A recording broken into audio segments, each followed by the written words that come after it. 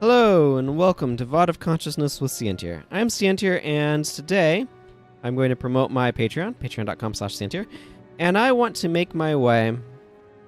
do I need to lower the music? I don't know. I'm not going to worry about it.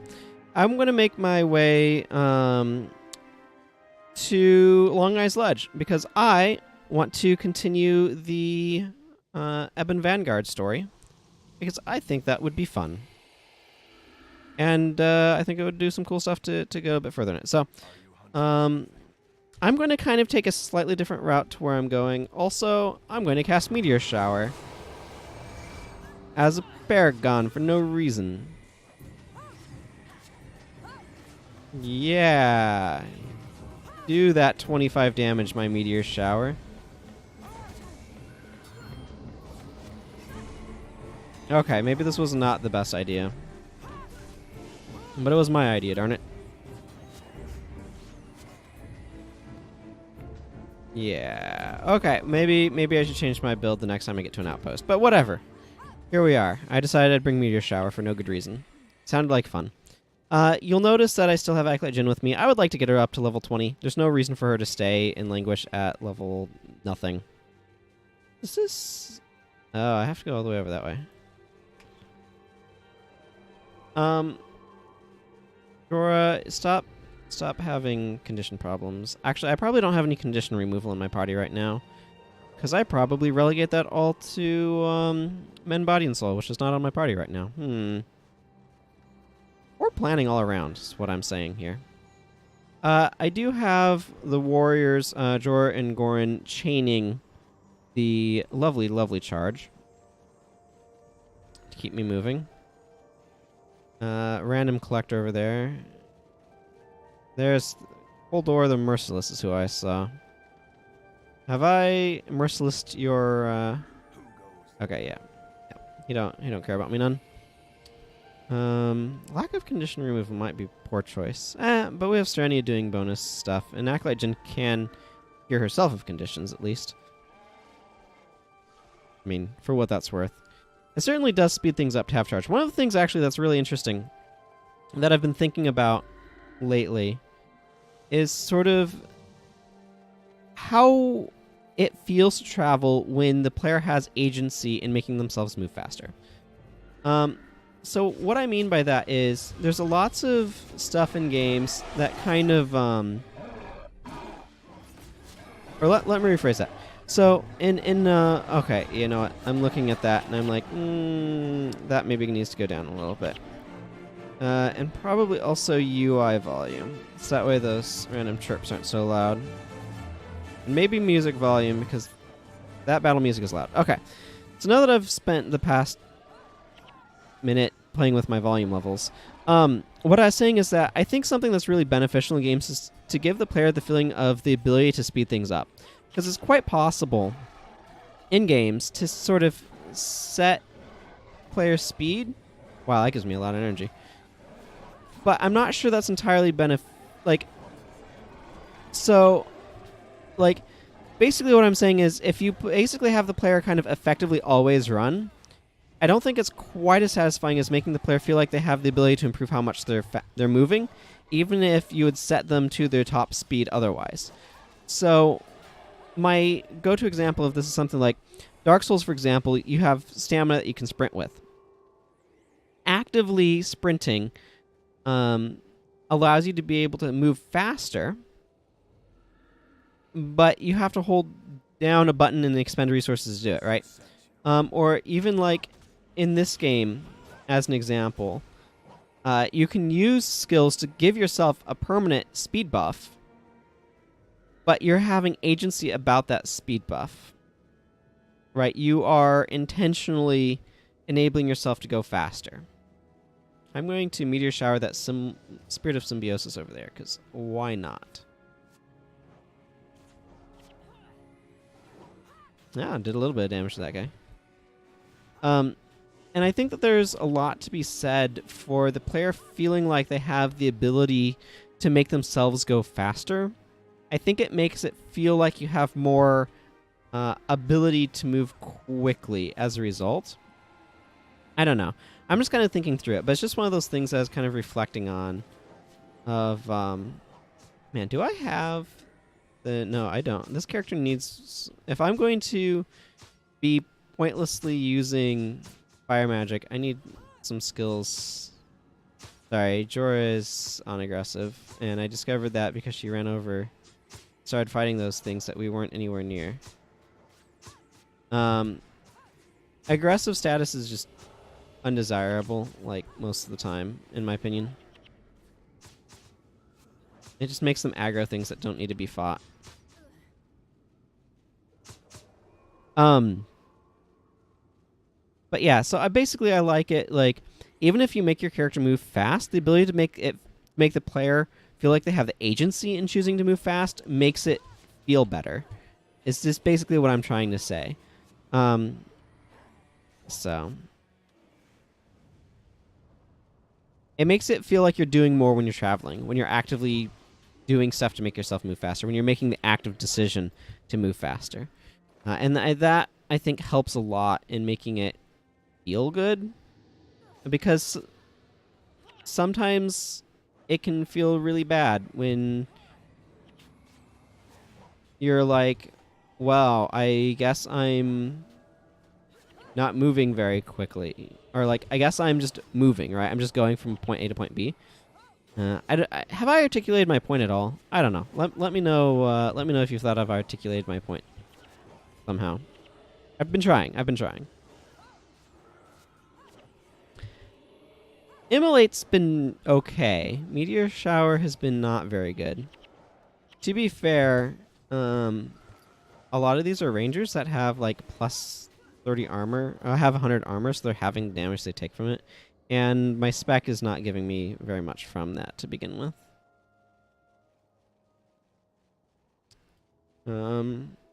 Just there's daughter. Is there daughter? Why are you here?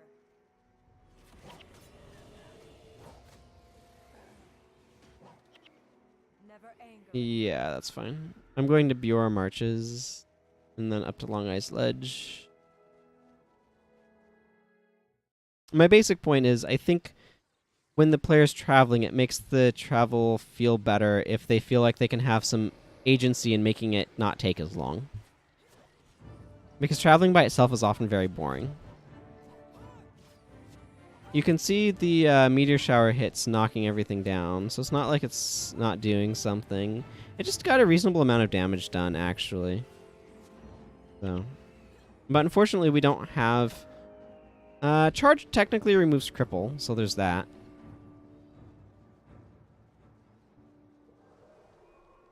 That's a thing, I guess.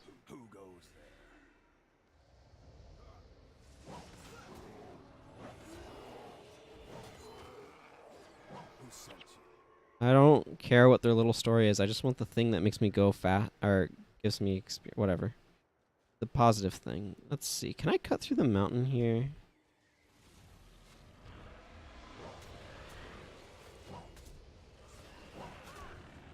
I don't know. My beard is... Beard? I mean, I do have a beard. For those who haven't seen me. But my build is weird. It's funny because I see that and I'm like, oh man, something that's actually worth picking up, because I've been spending so much time in pre-steering where it's like most of the loot is worth like 2 to 3 gold, but if you get a blue, there's a chance that it has high, improved sale value and is actually worth a little bit of something. Things are weird in pre-steering. Pre-steering is a completely different game. Oh, this is the cave full of wolves, isn't it? Pre-steering is just like a completely different game than the rest of it. It's rather interesting in that way. Yeah, this is the thing full of stone wolves. By the way, you might notice Jorah's in my party. I was talking about thinking she'd join us at some point. She actually joined us already.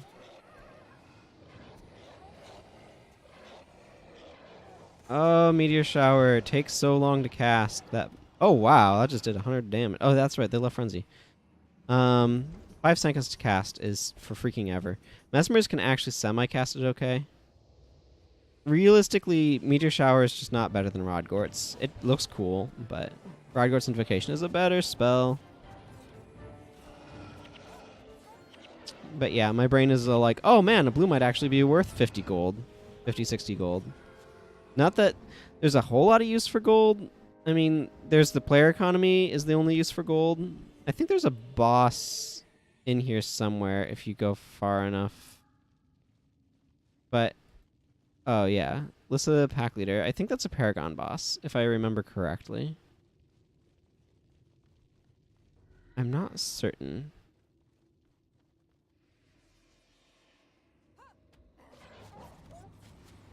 A name like Path Leader sounds like a Paragon boss.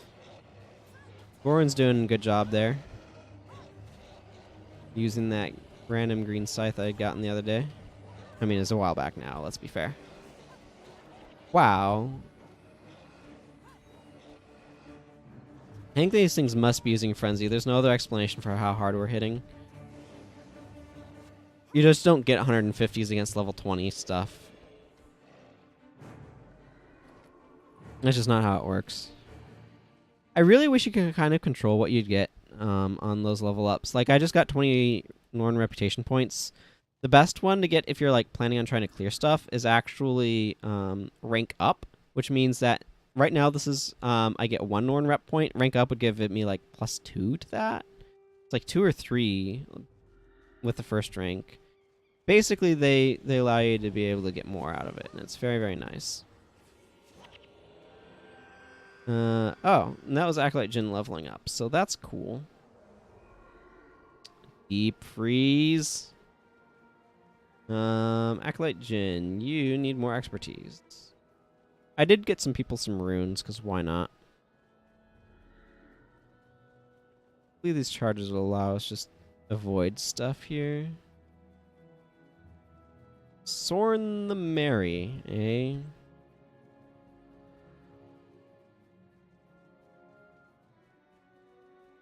I guess we will fight him. Oh man, can they defeat him before this meteor shower tries to go off? Yes. He gave us another 20 Norn rep points, which is basically what we want at this point, because everything else is like buffs to getting rep points, and just flat is better. This is Longeye's Ledge. I'm going to take a moment here to get a screenshot for the thumbnail. I think I'm going to start taking them like mid-video now. Man, this one does not allow me to kind of get the sort of thing that I want. Oh, great. We're going to pull up over here, like so, I guess. I don't know. That'll work. That'll be a screenshot. Do I need to clear out my inventory? I mean, not. Apparently, I need to get myself a new ID kit is what I need to do. Like, that doesn't matter. That doesn't matter. Air magic would probably theoretically be better, but never mind this silliness. I am going to go over to Ritualist. I don't need this. Realistically, I should try to get that up a bit. I don't need whatever. Oh, okay, that needed to be aggressive then.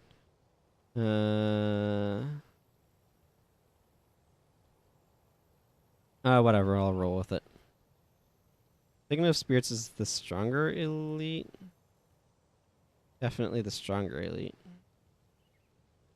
What's in that spot, though? Asking the hard questions. Cool. I think that's doing fine. She's doing okay. I mean, she's leveling up, right? I've got a lot of melee. Jorah's actually not melee. Jorah's using a spear. I felt like it. Ooh, she'd actually work really well with Mark of Rodcourt. I kind of want to work a little bit of condition removal into this at this point.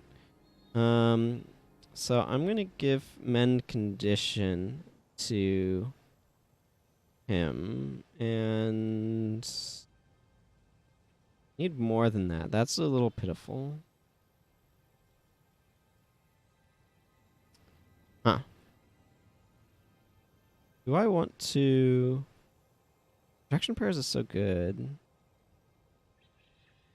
I don't know. whatever. I'm gonna... Yeah, I don't think she needs Prosperity. I'm gonna go ahead and give her Men Conditional, so... okay, that's probably enough random build chicanery for me. I'll do more with her once she gets up enough levels that she can actually do stuff. Where's our merchant? I mean, there's the Junlai chest, but I need a merchant. I think I need to talk to this guy, so let's just wander over there. And he says, "What's that? The Ebon Vanguard? That ragtag bunch of humans passed through here not too long ago, muttering something about fighting Char. I've got no problem with that, just so long as they don't do it here. I heard some fighting downhill a few nights ago, southeast of here. From what I heard, it was a large battle. Keep your eyes open. It's likely you'll find some gear and weapons you can scavenge. If you find an ice axe, let me know. Thanks for your information. We'll focus our search to the southeast and keep our eyes open. I think we'll make camp here for a while. You have a nice view." He does have a nice view. And lovely tree. I will say, although there's a lot of baseline similarities, I don't need to be on that. Are you hunting something? Between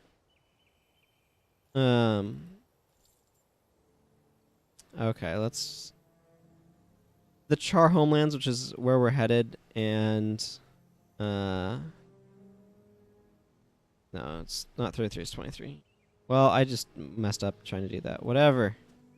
I will deal with it. Ooh, icy. That's actually a maximum defense mod. This is not bad for a hammer. Interesting. Very interesting. So I'm actually thinking about getting a hammer for this character, so I'm going to actually hang on to that for the moment, just because I don't know that I have hammer mods. I mean, okay, this one's actually got reasonable stuff. Okay, never mind. This has everything I'd want, except this has the defense mod that I might as well just take off. So let's just grab its defense script. I don't care about it being an icy hammer, and I'm gonna just sell the rest, I guess. Icy hammer.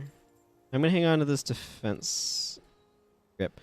I want to eventually, like, hammer feels a little bit off for who this character is, but I really want to run a knockdown awe build with hammer. So I want to do that. Technically I could end the episode here, but you know what, screw it. I just feel like going a little bit further. So let's just do this first quest in the Grothmore War Downs. Then we'll pick up with the next one. By the way, this rabbit is not a dangerous rabbit. Funny story. It says, "A whisper on the wind. Hero, I know you." People were terrified of this rabbit because of the other rabbit. "A rustle in the bushes. Your deeds are known to me. Your troubles, my own. From a fleeting shadow." Here we have Vale. He says, "The time has come for me to leave the shadows and make myself known to you." Are you still here? So Vale says, "I've been watching you for a long time, Carmen Angelus. It's good to finally come face to face. Who are you?" Vale is not my real name, but you may call me that.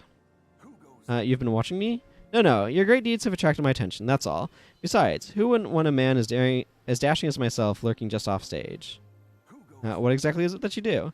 A little of this, a little of that. I mostly deal in information, but I amuse myself with odd jobs. Right now, it suits me to assist your Ebon Vanguard in their conflict with the Char, unless those furry miscreants come up with a better offer than my current employers. Odd jobs? How odd are we talking? You name it, I've done it. I've been from here to the Jade Sea and back again. I've braved the jungles of Meguma and survived the sulphurous wastes of the Desolation. I know the merchant princes of Abbey personally, and Emperor Kisu of Kantha calls me friend. I've been a beggar, a scholar, a cook, a merchant, and a guard, just to name a few. I am the eyes, the ears, and the shadow of Tyria. Who goes there? Who do you work for? Don't you worry your pretty head with such questions. Just know I'm friend, not foe, and for now I'm at your service. What news? What's your favorite color? Sage green. Why? I'm afraid I think that's a Monty Python reference. Vale is interesting. He's wearing an armor that kind of makes me think of Ascalon, actually. But yeah, people saw that rabbit, and because of their experience with the rabbit that you encounter over here that leads you down to a pit and ambushes you, people were actually kind of terrified of it, especially when their voice started happening. I forget what is up with Vale. I'm not sure if he's human or not, actually, given some of his dialogue. Oh, one of the other things that you'll notice, there's Ascalonian refugees here. They are different from the Norn. They will just give us the thing here without wanting to fight. There's some Mandragore. But yeah, you can see the Char homelands. These evergreens are very Shiver Peaks and not very Ascalon, but there's a lot of trees that are very beautiful around here.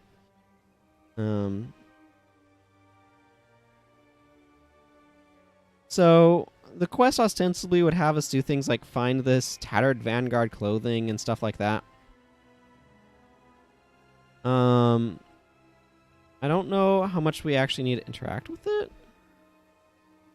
But you can see this here. It says, like, the tattered clothing bears the Vanguard symbol and colors. Red blood covers the cloth, which seems to have been ripped and shredded by blades, teeth, and claws. Numerous footprints lead south, away from the clothing. So there's a bunch of stuff that we can kind of follow, but the basic point, if I remember things correctly, yeah, okay, this goes where I want to go. Oh, this path reminds me of Ascalon. That's interesting. Let's get ourselves some spirits.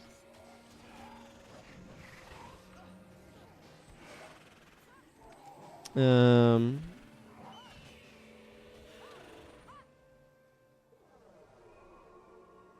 if we follow this road, we will, well, we'll come to some scales, what we'll do. I should now be getting some points in, let's see,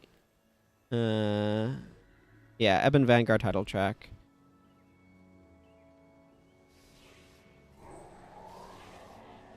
These guys are not particularly threatening, actually.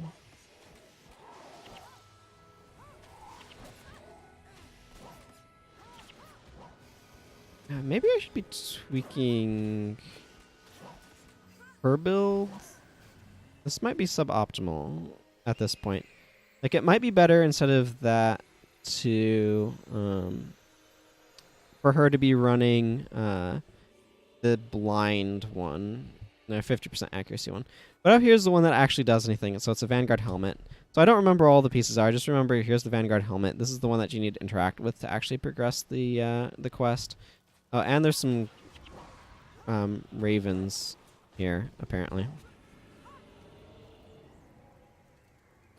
So the Vanguard helmet says you can tell a great battle took place in this. Okay, you know what? Never mind. Let's look at that after we've dealt with. There's a bunch of Vanguard corpses around here as well. Okay, let's look at their helmet again. Okay, you can tell a great battle took place on this spot. Below you is a battered and broken Vanguard helmet. The Ebon Vanguard definitely fought here. You should examine the helmet more closely. Do we want to examine the helmet? Yes. And we will do that.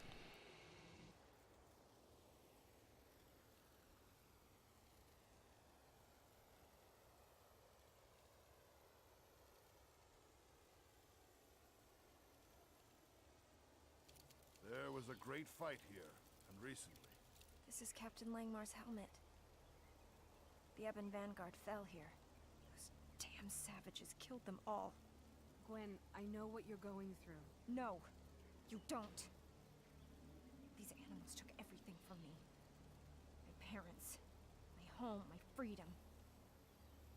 The Ebon Vanguard were my friends, my fellow warriors. Now the Char have taken them as well. Taken may be the operative word. There are not enough corpses. You're right, Beck. There's only a handful of dead bodies. How large was Captain Langmar's force? About 40 men and women. So there are survivors. Prisoners, most likely. Death is better than being a prisoner of the Char. We must make those animals pay.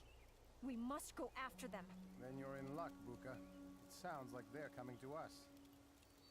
So, just for the background, Gwen is like, I would like to be able to help you, because we come here following the path of the destroyers, and like, we need to find ways to weaken the garrison. Yes, that's nice.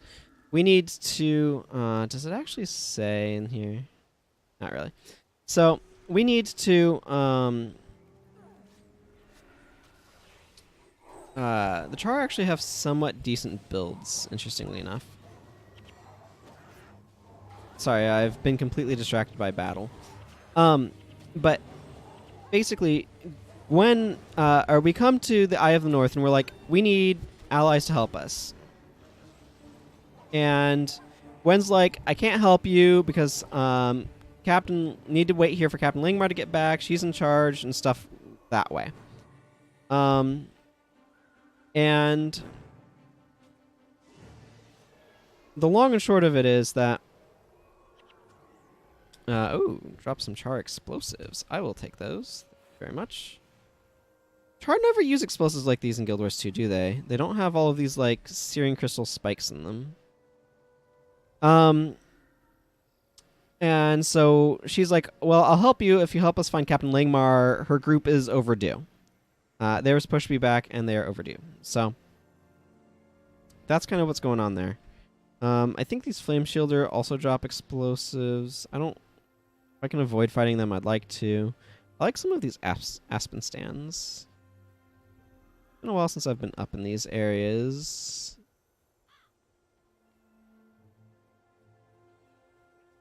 It's interesting seeing some stuff. Like, they have some of these cobblestone path type things that are reminiscent of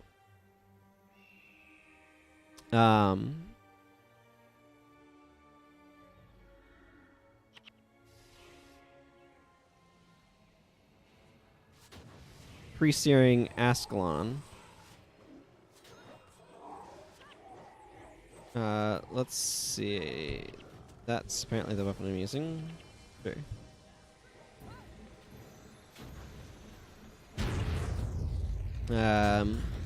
That quite exploded.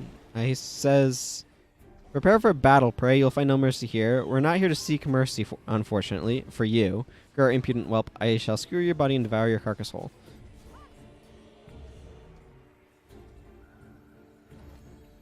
I blew those up. That's what the explosives are for.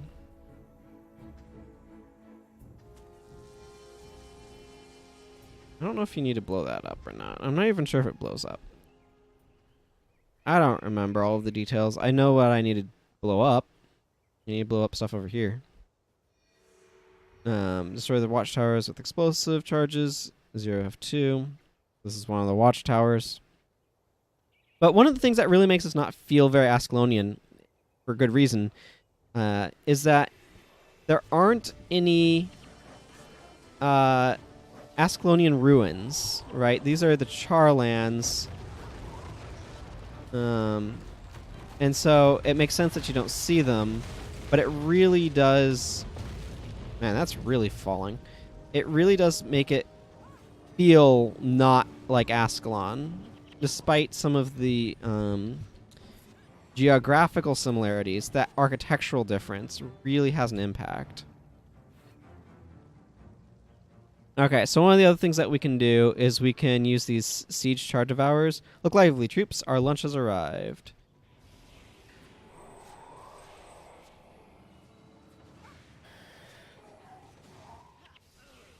There's all these jokes about eating humans that the Char like to employ. Apparently Dunkoro managed to get himself done killed, and I'm not sure how. Yes, and that managed to blow that guy up.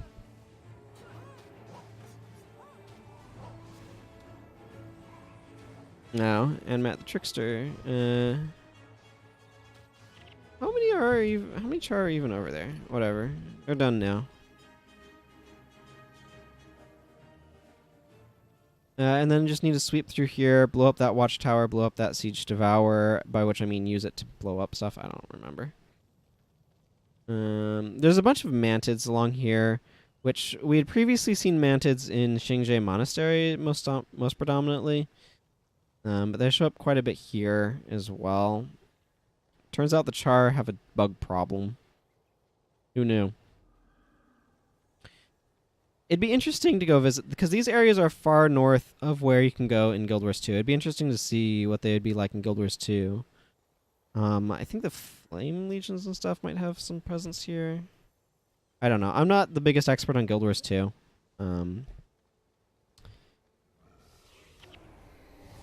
Well, I mean, sure, you can stop that, I guess. Oh, goodness, don't stand there. Oh, that's what happened. He probably got meteor showered to death.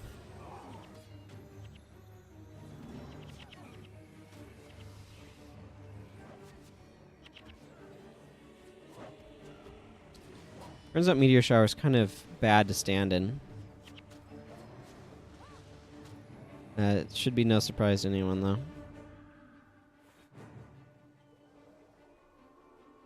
Okay, I want to get myself over this way, and I don't know, maybe that'll work.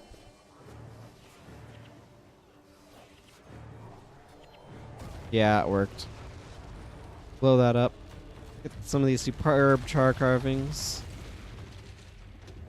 And then I want to make my way over here. One of the things that you'll see in this... Oh, I see. That was like backfire. One of the things that you'll see in this game is that the char, or in Eye of North specifically, is that the char are a lot more organized and formalized. They did a lot more with them to make them kind of work a certain way in this game compared to the previous Prophecies content. And so that's heavily reflected. They did a lot of work for visual improvements here as well. We'll need this Devourer, walk away, and we'll spare your lives. We don't take orders from prey, and we never walk away from a fight. So, the char just, as a matter of course, have a lot more character and personality in this one. They were kind of just only savage beasts in the previous, but this one gives them a lot more going on with them, so...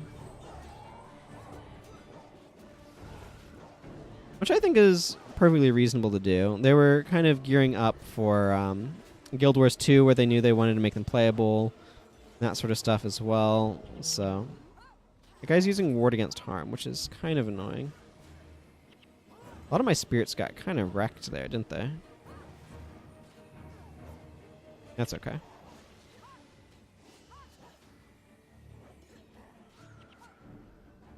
Okay, he's down. So I've done what I can for bonuses to weaken the Char Fortress. You can't completely take it out from a distance, which is fine.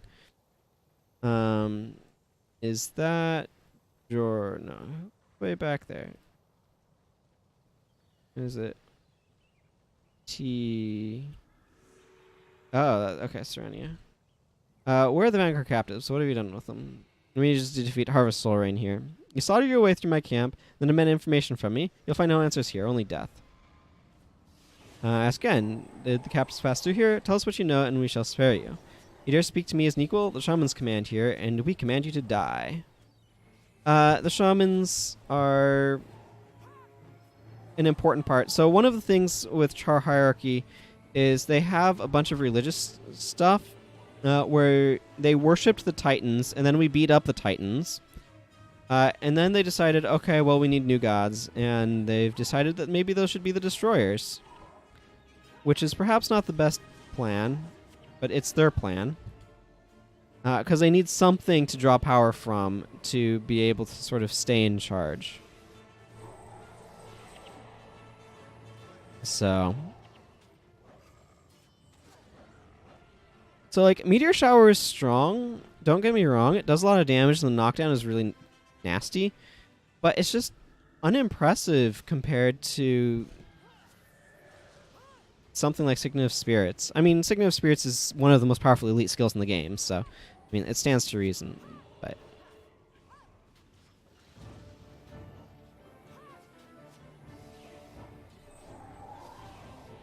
Ooh, Spiteful Spirit's really good. Meteor Shower, it just seems more impressive than it is in reality. You'll notice Acolyte Jin just got another level. I'll worry about that later, though.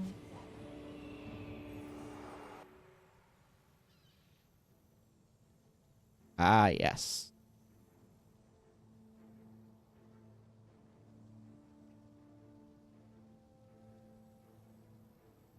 lot of dead Char, but no sign of the Ebon Vanguard. Aye, I can see why the girl hates them. They fight well. And dirty. Come, that Buka girl has gone crazy. Die, you mongrel! Gwen, what are you doing? I'm doing my job. Killing Char. You are a brave little mouse. Unlock the door and see how brave you are. Just shut up and die! Kill me, and you'll never see your friends alive. Hold on, Gwen. Why? He's a Char. No better than the rest. The Char you killed are no friends of mine, Mouse. They captured my warband and your precious soldiers. Both are marked for death. What do you mean? Speak clearly or I'll let her finish the job. The Char here were members of the Shaman caste. They led us into worshipping false gods. My warband disagreed with the Shamans, and they were captured, as were your people. He's lying. All Char are evil. Some of us are more evil than others. What happened to the others? I want a deal, mate. What happened to our people? I need your aid to rescue my people. You need mine to find yours. And we can trust you? No. But if the mouse kills me, you'll lose the chance. All right. Let him out. No! We have a deal, Char. But I'll be watching you. I Empire Fish Shot. Your enemies are mine. You try anything, and I will personally gut you. I would expect no less from one such as you. Dun dun dun! Pyre Fear Shot is a hero. So I don't know when exactly we unlock him. If this unlocked him. But yeah, so he is a Char hero that we can have join us. So just as we had Jorah, Norn hero join us, and we have Ogden as a dwarf and Vec as an Asura, we can have heroes that are not human that join us. So, Pyre Fear Shot says, if we are to find your Ebon Vanguard, we must first rescue my warband. I have fought alongside them since birth. Like me, they have been branded as heretics by Hierophant Burnt Soul, who sent the Char Shaman Scorch Maulclaw to hunt us. My warband is now held by Maulclaw's chief torturer, Flame Master Maultooth. You can notice that their name is Maul-based. They've done a lot with the lore of the Char since Prophecies, and you can see that here, where they're talking about, where they have warband common names like the base of Maul Claw and then Maul Tooth and that sort of thing. And that gets expanded in Guild Wars 2. But it got started in Eye of the North.